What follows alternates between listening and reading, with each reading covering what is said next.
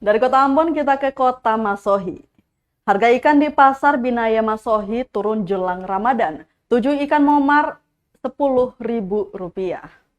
Belakangan ini ikan lagi turun harga. Harga ikan di Pasar Binaya Kota Masohi, Maluku Tengah mulai mengalami penurunan harga. Kondisi ini disebabkan hasil tangkap nelayan melimpah di 3 hari terakhir. Rawiyah, salah satu pedagang ikan menyebut untuk ikan ukuran sedang dijual Rp10.000 per 7 ekor. Meski sudah 3 hari turun harga, meski sudah 3 hari turun harga menjelang Ramadan ini, dia menyebutkan belum ada peningkatan pembeli di pasaran.